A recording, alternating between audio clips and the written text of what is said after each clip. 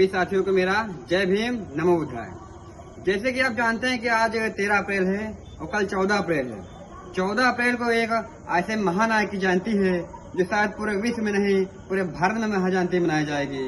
इस जयंती हमारे महानायक डॉक्टर भीमराव अंबेडकर जी की जयंती है, जो कि एक ऐसे महापुरुष थे जो हमारे पिछड़े जनजाति के लिए एक ऐसे आधार पे उन्होंने आवाज उठाई और उन्होंने ऐसी कलम लिखी जिससे हम लोगों के लिए एक प्रेरित का संदेश बने और एक हम गरीबों के लिए एक मिसाल बने।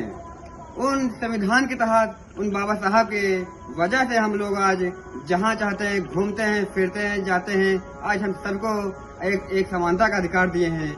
ये सब जो आज हुआ है ये सब उन्हीं की बदौलत है। जो आज हम लोग जहाँ जाते हैं कुछ भी करते हैं सब बाबा साहब की बदौलत ही हमको लोग करते हैं।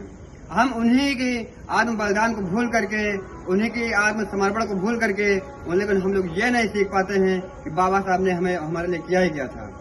बाबा साहब के एक ऐसे महान व्यक्ति थे जिन्होंने अपने बच्चों की ऐसे दुखद समय में जब बच्चे उनके नहीं रहे फिर भी अपने बच्चों को न सोच के हम जनता के लिए एक आवाज उठाएं और उन्होंने एक संविधान लिखा। उस संविधान में हम लोगों के लिए एक ऐसा नहीं बहुत से अधिकार लिखे जो हम लोगों के लिए एक आज प्रेरित करने के लिए एक संदेश, एक मिसाल बनी। उस संदेश में, उस संविधान में हम लोगों के लिए समानता अधिकार जो दिया है और जो भेदभाव जैसे जातिवाद का लेके एक हमारे देश में एक बहुत बड़ा जो एक मुद्दा चलता था उस सबको छोड़ के एक हमारे बाबा साहब ने उसको खत्म किया। हम उनकी विचारधाराओं पे अगर चले तो हमारा भारत बहुत आगे निकलेगा और आगे चल के एक बहुत राष्ट्र भारत बनेगा। तो हम बाबा साहब की इस कुर्बानी को न भूलते हुए, उनके बाबा साहब के सीख लेते हुए, अपने संविधान को लेते हुए सीखें और सीख के आगे बढ़ें। अगर हम संविधान का अगर सीखेंगे तभी आगे बढ़ेंगे।